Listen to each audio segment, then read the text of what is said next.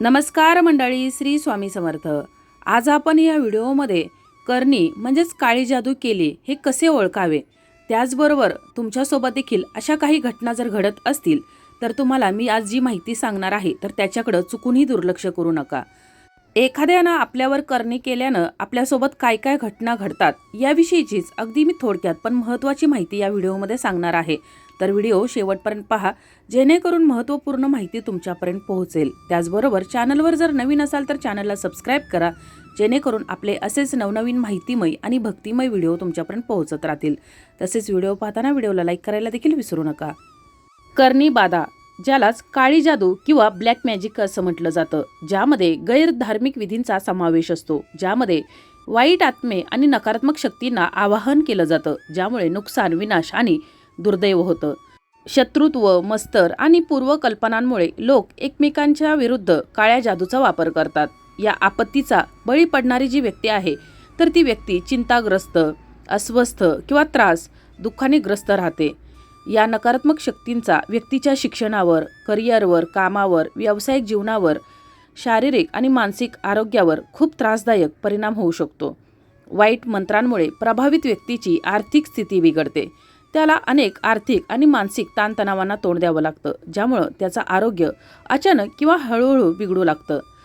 अनिश्चित कालावधीनंतर किंवा योग्य तंत्रविधींनी उपचार न केल्यास, विशेषतः दीर्घ विलंबनानंतर या काळ्या जादूचे म्हणजेच करणीबाधेचे परिणाम तीव्र होतात, ते एका असाध्य आजारासारखे दिसू लागतात। आणि ही जी करणी बाधा आहे किंवाच ब्लॅक मॅजिक, काळी जादू जी आहे तर ती त्या व्यक्तीला स्वतःच्या विनाशाकडे नेऊ शकते किंवा त्याला रहस्यमय अंताकडे देखील नेऊ शकते। ज्या व्यक्तीवर करणी बाधा म्हणजेच ब्लॅक मॅजिक केलेला आहे तर त्या व्यक्तीची जीवन जगण्याची किंवा प्रगती करण्याची इच्छा संपते। ही जी ब्लॅक मॅजिक आहे तर ते माणसाच्या बुद्धीवर आणि बुद्धिमत्तेवर अडथळा आणते, तसेच सामान्य जीवन जगण्याचे त्याचे सर्व प्रयत्न व्यर्थ ठरतात। एखाद्याला मानसिक अडथळा जाणवतो, वाईट स्वप्न आणि नकारात्मक विचारांमुळे झोपेचा त्रास होतो, हृदयावर जडपणा किंवा भार असतो आणि घशात आंकुचन येते।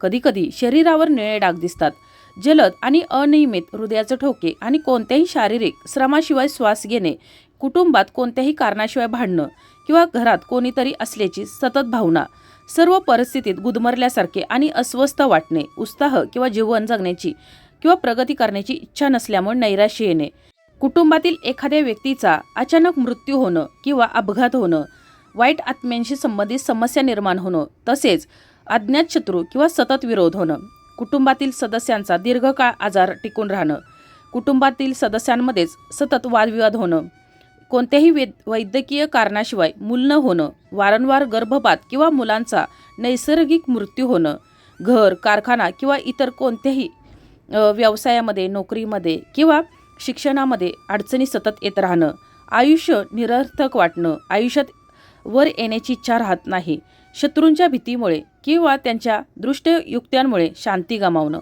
व्यवसायामध्ये सतत तोटा सहन करावा जर लागत असेल आणि या ज्या मी तुम्हाला आता ज्या काही अडचणी समस्या सांगितलेल्या आहेत तर अशा जर समस्या अडचणी तुमच्यासोबत होत असतील किंवा येत असतील, एखाद्याच्या विवाहामध्ये अडथळे येत असतील किंवा घरामध्ये सतत चिडचिडपणा, किरकिर जर होत असेल तर तुम्ही समजून जा की तुमच्यावरती एखाद्या व्यक्तीनं करणी बाधा केलेली आहे, म्हणजेच ब्लॅक मॅजिक, काळी जादू केलेली आहे आणि ज्यामुळं तुम्ही कितीही प्रयत्न केले तरी तुमचे प्रयत्न हे निष्फळ ठरतात आणि तुम्हाला प्रत्येक कामामध्ये अपयश येत राहतं।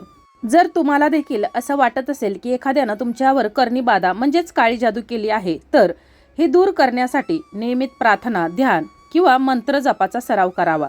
यामुळे तुमचे आध्यात्मिक संरक्षण इतकं कठीण होईल की वाईट शक्ती तुमच्यात सहज प्रवेश करू शकणार नाही। आपल्यावर असलेल्या नकारात्मक ऊर्जेचा प्रभाव दूर करण्यासाठी पूजा ही तुमची बुद्धी, शरीर आणि आत्मा शुद्ध करते आणि त्या सर्व नकारात्मक प्रभावांना किंवा वर्चस्व असलेल्या काळ्या ऊर्जेला दूर करत असते।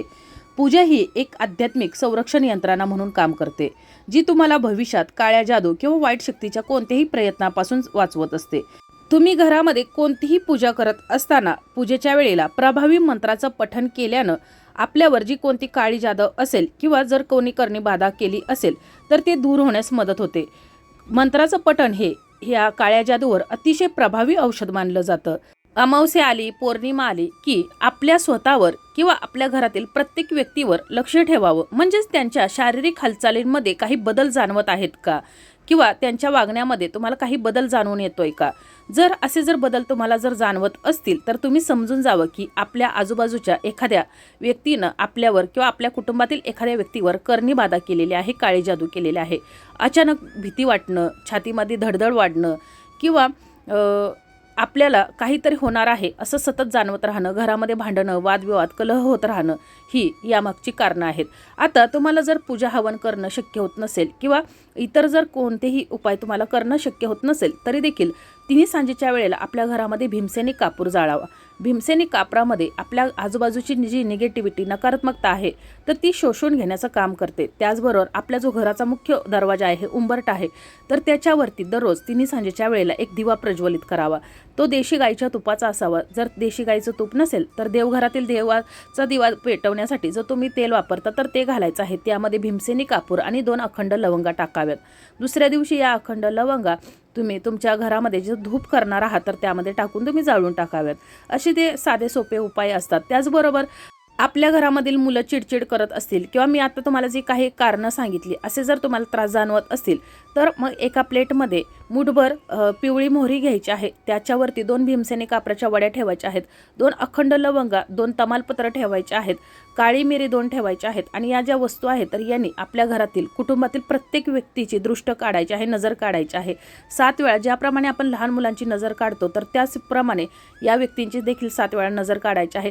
त्याचबरोबर एक लिंबू घ्यायचा आहे. त्या लिंबाला मधोमध तुम्हाला कापायचं आहे आणि त्याला एका साईडला तुम्हाला कुंकू लावायचं आहे आणि एका साईडला तुम्हाला काळं लावायचं आहे. म्हणजे काळं तुम्ही तव्याचं लावू शकता, काजळ लावू शकता किंवा एखादा काळ्या रंगाचा कलर लावू शकता.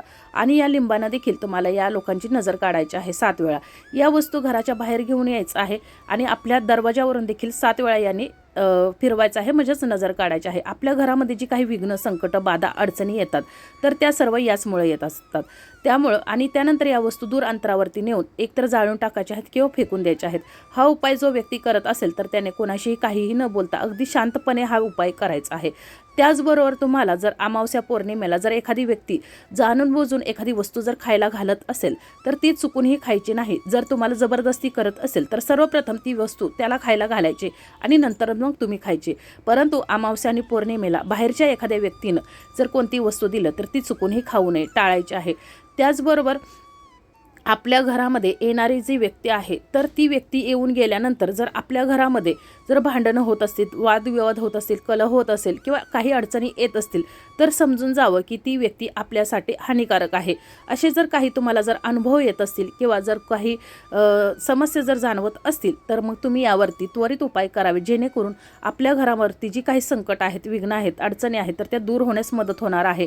त्याचबरोबर अमावस्या पौर्णिमा आली किंवा ज्या काही विशिष्ट तिथी आल्या आणि आपल्या घरामध्ये जर काही बदल जाणवत असतील तर समजून जायचं आहे की आपल्यावरती कोणीतरी करणी बाधा केली आहे. आता हे दूर करण्यासाठी अमावस्येला किंवा पौर्णिमेला तुमच्या घरामध्ये कोहळा बांधावा. त्याचबरोबर घरामध्ये धूपदीप दाखवावा. जर तुम्हाला दररोज जरी घरामध्ये धूप दाखवणं शक्य होत नसेल तरी देखील शनिवार, अमावस्या किंवा ज्या विशिष्ट तिथी असतात, पौर्णिमा आहे तर त्यावेळेला देखील घरामध्ये धूपदीप दाखवायचा आहे. घरातील लोकांची नजर काढायची आहे. आपल्या घरामध्ये लिंबू आणि ज्या 7 मिरच्या असतात, तुम्ही लाल मिरच्या किंवा हिरव्या मिरच्या जरी असतील तर त्याचं आपल्या घरामध्ये आपला जो दरवाजा आहे तर त्याच्यावरती त्या बांधायच्या आहेत, जेणेकरून आपल्या घरामध्ये कोणतीही नकारात्मक शक्ती येणार नाही आणि घरामध्ये पूजा ही नेहमी व्हायला हवी. आपलं जे कुलदैवत आहे तर त्याला विसरायचं नाही, त्याचं नामस्मरण करत राहायचं आहे. घरामध्ये जर देवधर्म जर होत असेल तर अशा ज्या करणी बाधा आहेत, काळा जादू आहेत, ब्लॅक मॅजिक आहे तर ते आपल्यावरती कोणीही करू शकत नाही आणि हे सर्व टाळणं आपल्याच हातात असतं. त्याच्यामुळं आपण आपल्या ज्या आजूबाजूच्या ज्या घटना घडत आहेत तर त्याच्याकडे दुर्लक्ष न करता जे मी तुम्हाला काही उपाय सांगितलेले आहेत तर ते उपाय करायचे आहेत. आणि तुमच्यासोबतही असं जर काही घडत असेल तर मला कमेंट करून नक्की सांगा. तर तुम्हाला ही माहिती कशी वाटली कमेंट करून जरूर कळवा. जर तुमच्या जर काही समस्या असतील, अडचणी असतील तर कमेंटमध्ये विचारू शकता. माहिती आवडली असेल तर व्हिडिओला लाईक करा, चॅनलला सबस्क्राईब करा आणि हा व्हिडिओ जास्तीत जास्त शेअर करा. धन्यवाद.